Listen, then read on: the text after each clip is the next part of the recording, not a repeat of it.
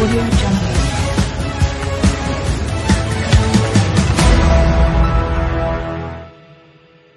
Diberi peluang untuk membahas titah Yang di-Pertuan Agong pada hari ini.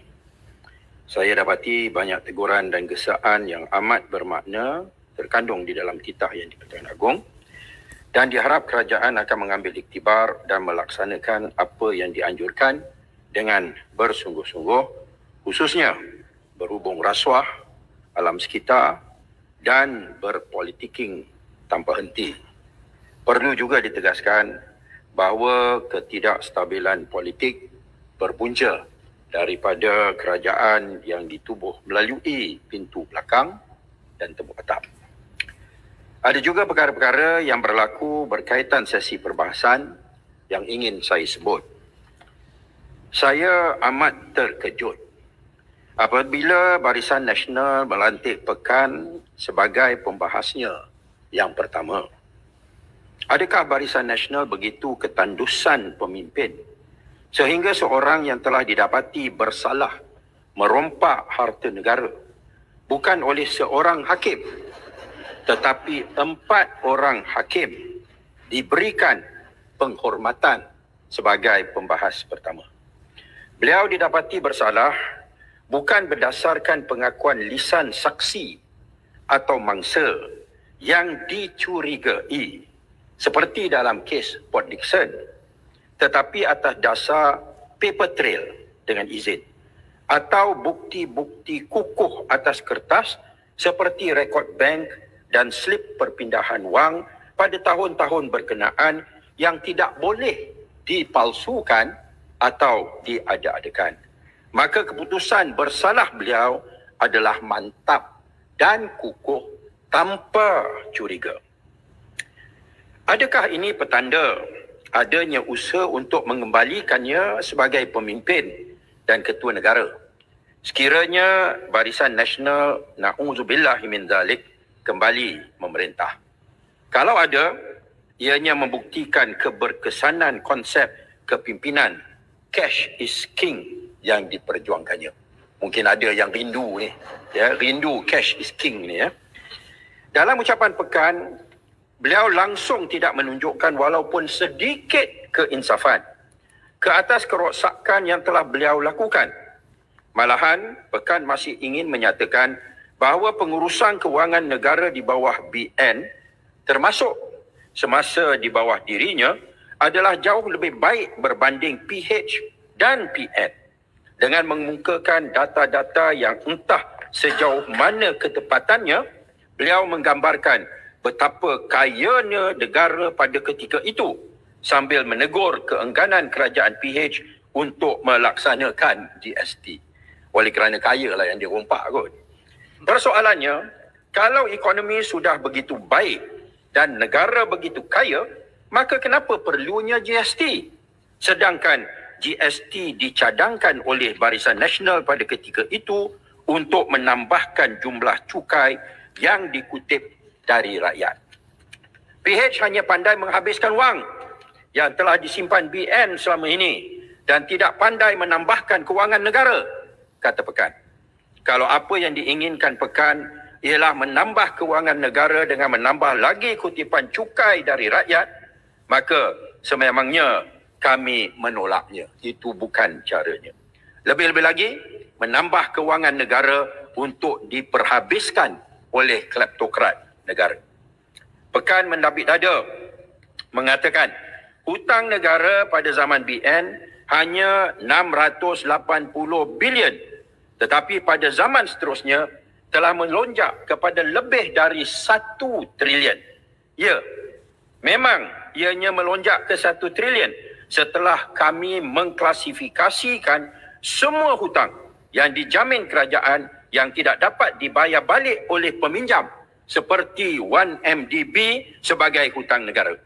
Kerana PH telus dan tidak mahu menipu rakyat, sememangnya itulah tanggungan sebenar yang diwarisi dari kerajaan Barisan Nasional yang ingin diselundung keadaannya melalui pentakrifan bahawa ianya hutang pihak lain, contingent liabilities, yang dihasilkan oleh BN merupakan penipuan nyata terhadap rakyat dan negara. Yang paling memualkan adalah kenyataan pekan bahawa duit rakyat tidak digunakan untuk membayar hutang 1MDB. Ini merupakan pembohongan yang jelas dan nyata. Dan Shah Alam bersetuju dengan desakan beberapa ahli parlimen supaya pekan dirujuk kepada jawatan kuasa hak dan keistimewaan atas pembohongan ini. Semua tahu, tempoh hutang bond 32 bilion belum lagi matang. Dan oleh itu, apa yang perlu dilakukan sekarang adalah membayar bunga ke atas pinjaman tersebut. Bunga dianggarkan sebanyak 2.7 bilion setahun. Ini dinyatakan oleh bekas Menteri Kewangan 2 Husni Hasnaslah pada tahun 2015 semasa dan dilaporkan dalam Astro Awani 2.7 bilion setahun bersamaan 7 juta sehari, Tan Sri. 7 juta sehari. Bolehkah anggota Dewan Yang Mulia ini menggambarkan jumlah wang sebanyak 7 juta sehari dibayar oleh rakyat kerana ada pemimpin yang ingin berseronok sambil kayakan keluarga dan kroni. Sedangkan duit tersebut boleh diguna pakai untuk membina sekolah, hospital, perumahan dan sebagainya untuk kebajikan rakyat dan untuk mewujudkan pekerjaan untuk rakyat. Ada orang yang dalam netizen dia kata, oh, we're fed up dengan izin. Kita tak nak dengar lagi lah rasuah-rasuah ini. Kita nak dengar pasal pekerjaan. Nak dengar tentang pendapatan untuk rakyat dan sebagainya. Duit ni bila dah habis dirompak, maka macam mana kita nak wujudkan pekerjaan? Nak wujudkan sekolah baru, nak wujudkan hospital baru yang akan mendatangkan pekerjaan untuk rakyat. Sebagai contoh, pagi ini saya didatangi oleh seorang guru kaunseling yang mengeluh betapa setiap seorang guru kaunseling terpaksa menjaga 500 anak murid. Seorang jaga 500. Mana mungkin mereka mampu membuat yang terbaik bagi anak-anak kita? Dan dia memohon saya mendesak kerajaan untuk menambahkan lagi jumlah guru kaunseling. Tapi duitnya di mana? Bayar bunga hutang 1MDB. Apabila tempoh hutang ini matang, maka ia perlu dibayar secara keseluruhannya, secara selonggok. Dan pada ketika itu, hutang baru untuk bayar hutang lama mungkin dirancang untuk diambil oleh pekan. Apa pekan nak kisah? Dia dan keluarga serta rakan sudah kaya dan hutang yang diambilnya akan dibayar oleh rakyat. Pagi ini juga, saya ditunjukkan sebuah video kemungkinan besar dikeluarkan pihak BN kerana saya mengkritik hero mereka iaitu pekan.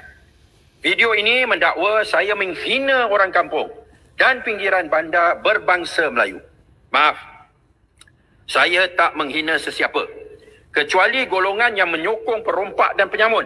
Sama ada orang kampung, orang pinggir bandar mahupun orang bandar sendiri. Begitu juga sama ada Melayu, Cina mahupun India.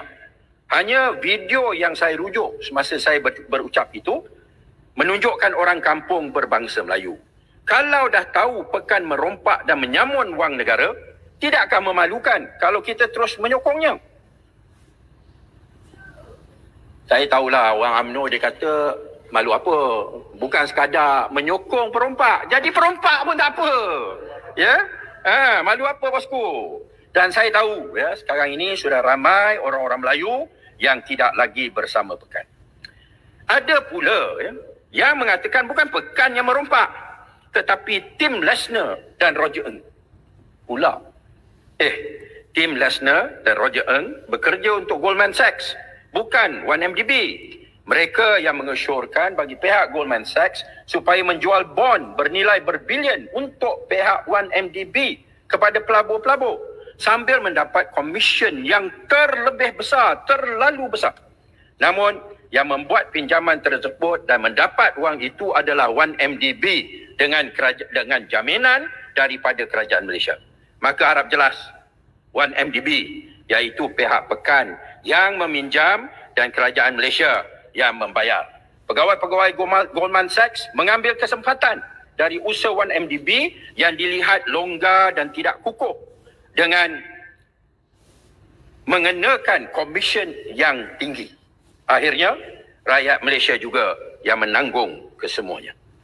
Pada masa yang sama, persidangan kali ini mempertontonkan perbalahan antara Pekan dan Paguh. Pekan mengkritik kerajaan Perikatan Nasional yang dipimpin Paguh, seolah-olah Pekan tidak ada kena-mengena dengan kerajaan tersebut. Bukankah Paguh menjadi PM dengan sokongan Pekan juga? Mana akan ada kerajaan PN kalau tidak ianya disokong BN? Dan bukankah begitu ramai pemimpin BN menjadi menteri kanan dan menteri kiri dalam kerajaan yang dikatakan kerajaan PN? Dan begitu juga sebaliknya. Kerajaan pimpinan BERA bukankah ianya kerajaan BN yang disokong PN? Tetapi diserang menyerang seolah-olah tidak ada kena-mengena di antara diri mereka. Saya pun tak tahu nak namakan kerajaan BN disokong PN atau kerajaan PN disokong BN. Maka untuk mudah, kita panggil jelah kerajaan 69. PN dan BN sibuk menjaja diri sebagai kerajaan Melayu Islam. Sedangkan rasuah, salah guna kuasa dan sentimen perkauman dibudayakan. Adakah kamu semua faham apa itu kepimpinan Islam?